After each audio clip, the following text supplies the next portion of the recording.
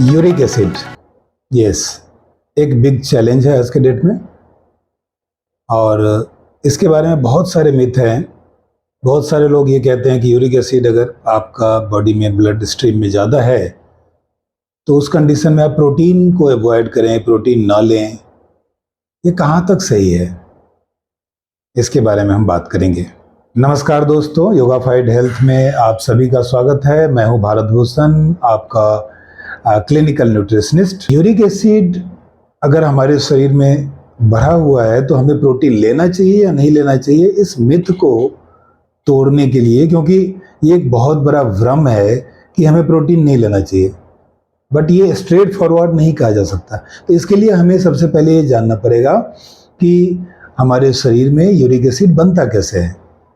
Uric acid बनने का कारण ये है कि हमारे शरीर में डीएनए का डिस्ट्रॉय होना, डीएनए का डिकम्पोजिशन होना। डीएनए जब टूटता है, डीएनए जब ब्रेकडाउन होता है तो उसका बाई प्रोडक्ट यूरिक एसिड होता है। क्योंकि डीएनए में दो ऐसे कंपोनेंट होते हैं, एडेनिन एंड यूरेसिल ग्वानिन। ये ऐसे कंपोनेंट है जिसको हम कंबाइंडली प्यूरिन्स कह सकते हैं। तो प्यूरिन्स वजह से ही यूरिक एसिड हमें मिलता है शरीर में।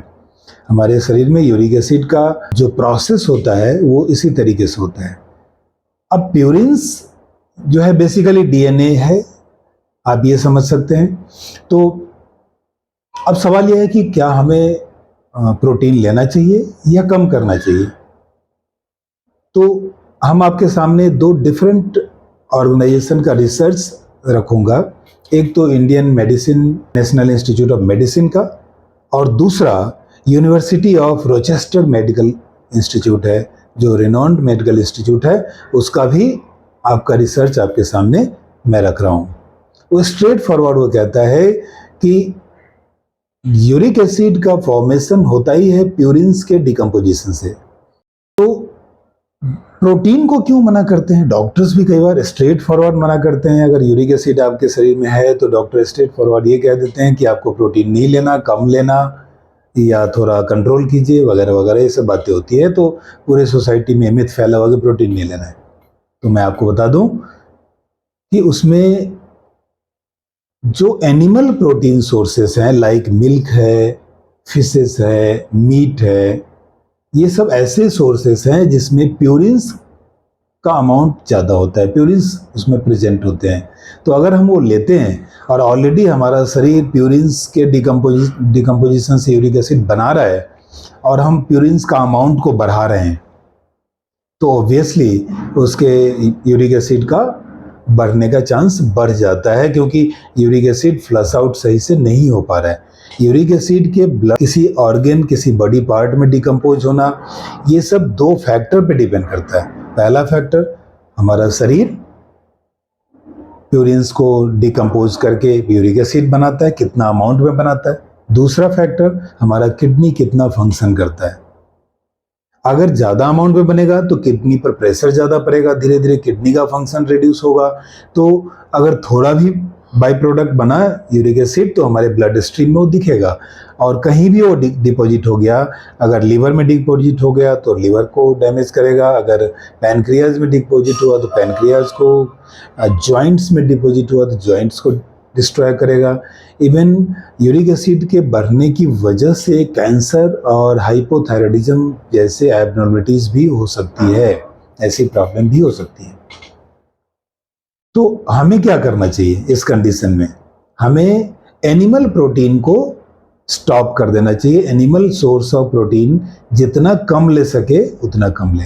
अब क्वेश्चन एक आता है कि जब एनिमल सोर्स ऑफ प्रोटीन में प्यूरिन्स का मात्रा ज़्यादा होता है तो क्या सामान्य इंसान को वो लेना चाहिए? तो इसका आंसर बड़ा सहज है। ये बॉडी टू बॉडी डिफर करता है, बट आपको मैं बता दूं कि एनिमल सोर्स फूड हमारे लिए है ही नहीं, चाहे वो मिल्क हो या मीट हो, ये है ही नहीं। अगर हकीकत हम आपको बताएं तो ये बात सच है कि एनिमल प्रोटीन कंप्लीट प्रोटीन होता है, बट उसके साथ साइड इफेक्ट भी है। प्यूरिन्स की मात्रा हमारे बॉडी में बढ़ जाती है, जिसका असर हमारे शरीर में देखने को मिलता है। हम प्लांट प्रोटीन सोर्स ले सकते हैं, डिफरेंट कॉम्बिनेशन में ले सकते हैं, जिससे हमारा सारे amino acids 9 essential amino acid मिल सके। अगर हम डाइट से पूरा नहीं कर पा रहे हैं तो कोई ऐसा सप्लीमेंटेशन ढूंढे जो प्लांट सोर्स की, जो कंप्लीट न्यूट्रिशन हमें दे सके, कंप्लीट 9 अमीनो एसिड दे सके। तो आपको आंसर मिल चुका होगा कि स्ट्रेट फॉरवर्ड मैं आपको बताऊं कि यूरिक एसिड पेशेंट के लिए कोई ज़रूरत नहीं है कि प्रोटीन को स्टॉप किया जाए, but animal source of protein को ज़रूर कम करना चाहिए, वो वैसे भी कम करना चाहिए। अगर हमें कोई प्रॉब्लम ना भी है यूरिक एसिड का तब भी कम करना चाहिए, अदरवाइज उसका साइड इफ़ेक्ट हमें झेलना पड़ सकता है। ऐसे ही स्पेशल रिपोर्ट के लिए आप योगाफाइड हेल्थ चैनल को सब्सक्राइब कीजिए, फॉरवर्ड कीजिए, लाइक कीजिए, और कमेंट में आप लिख सकते हैं कोई भी ऐसा टॉपिक जो आपको उसके बारे में डिटेल जानना है, तो मैं आपको बताऊंगा। थैंक यू, धन्यवाद।